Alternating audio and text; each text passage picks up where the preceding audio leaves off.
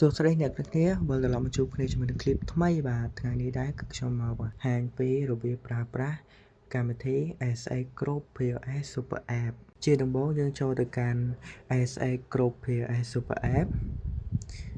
រួចយើងត្រូវ log in ជាមួយនឹង username និង password ដើម្បីចូលប្រើប្រាស់កម្មវិធីបន្ទាប់យើងចុចពាក្យ log in ហើយយើងអាចចូលនៅក្នុងកម្មវិធីដែលនៅក្នុង home page ដំបូងគឺមានជាមួយនឹង dashboard ដែលមាន day work month year all ជាមួយនឹង custom នេះគឺយើងអាច query ចាប់ពីថ្ងៃហើយទៅដល់ថ្ងៃ end ដែលយើងចង់ទាញទិន្នន័យចាប់ពីថ្ងៃណាដល់ថ្ងៃណាហើយបន្ទាប់គឺយើង sell នេះគឺមានជាមួយនឹងប្រដាប់ដែលយើងត្រូវលក់ហើយមានជាមួយនឹងប្រដាប់ជាមួយនឹង setting បន្ទាប់យើងចូលទៅកាន់ create category យើងចុច add category បន្ទាប់មកយើងវាយ category រួចយើងចុច sell បន្ទាប់មកយើងនឹងមាន category ដែល3នៅខាងលើហើយយើងអាច edit ហើយយើងអាច delete category វិញបានបន្ទាប់មកយើងចូលទៅកាន់ stock control រួចយើងចុច add stock item បន្ទាប់មកយើងដាក់ឈ្មោះ stock របស់យើងដែល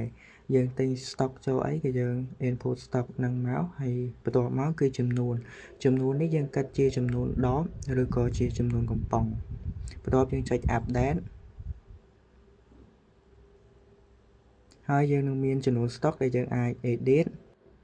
ហើយយើងមានជាមួយ stock in ដែលយើងអាច input stock ដែលយើងបញ្ចូលថ្មី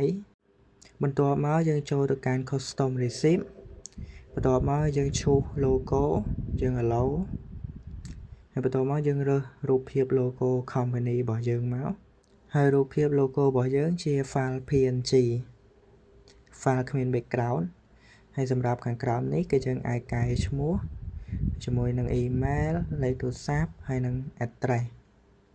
បន្ទាប់ហើយយើងឈូស QR code ដើម្បីដាក់ QR code ជា ABA ឬ AC នេះខ្ញុំជា sample ហើយបន្ទាប់មកនៅខាងក្រោមគឺមានពាក្យ thank you ហើយយើងអាច edit ពាក្យនឹងបានហើយបន្ទាប់មកយើងចុច save ការ custom receipt របស់យើងគឺបានរួចរាល់បន្ទាប់យើងចូលទៅកាន់ custom report paper យើងឈូស logo បន្ទាប់មកយើងរើស logo ដែលគ្មាន background ហើយយើងអាចកែឈ្មោះបន្ទាប់យើងចុច save setting រួចយើងចូលទៅកាន់ scan printer ដើម្បី connect ម៉ាស៊ីន print យើងត្រូវការបើកម៉ាស៊ីន print ជាមុនសិនសូមបញ្ជាក់ម៉ាស៊ីន print របស់យើងត្រូវតែមាន Bluetooth ខ្សែ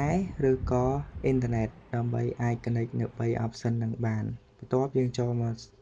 ទៅកាន់ Bluetooth ហើយយើង connect ម៉ាស៊ីន print ទៅតាម Bluetooth setting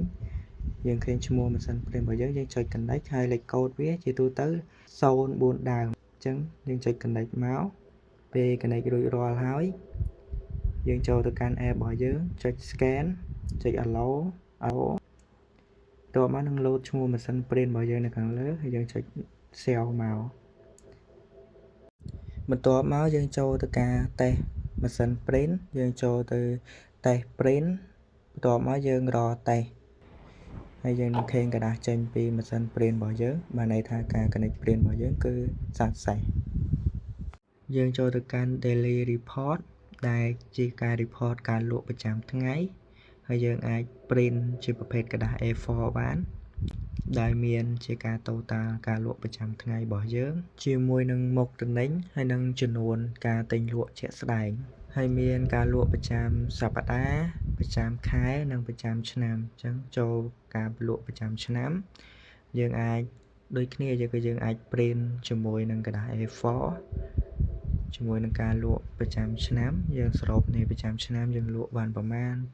ប្រដាប់អីគេខ្លះហើយចំនួនទិញចំនួនការលក់បានប្រមាណគឺយើងអាច query data នឹងបានទាំងអស់នៅក្នុងការ report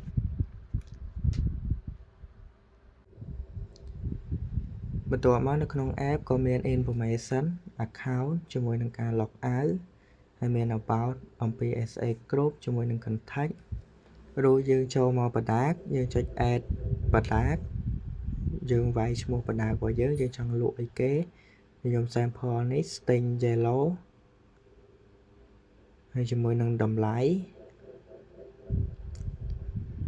ជាមួយនឹង category ប្រ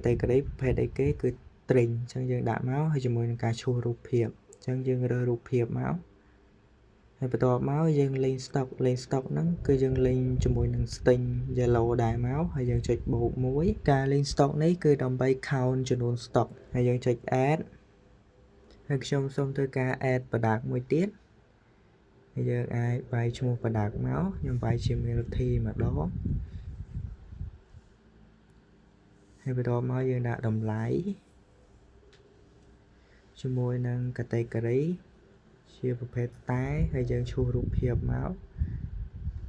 ហើយបន្ទាប់មកយើងលេងជាមួយប្រភេទ Milty យើងអាចលក់ប្រើកំប៉ុងប្រើអីចឹងហើយយើងចុច add មួយមកហើយចុច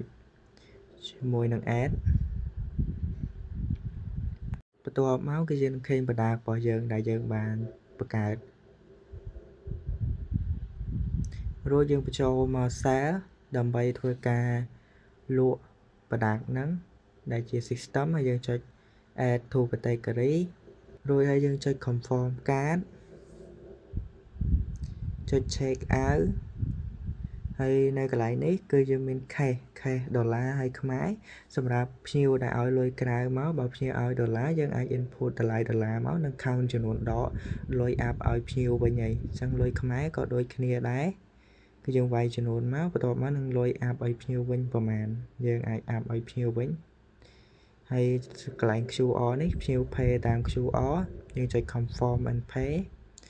ជាមួយយើងរើសម៉ាស៊ីន print មកបន្ទាប់មកយើងអាចចុច print បានហើយក្រដាស receipt នឹងចេញទៅឲ្យភ្ញៀវ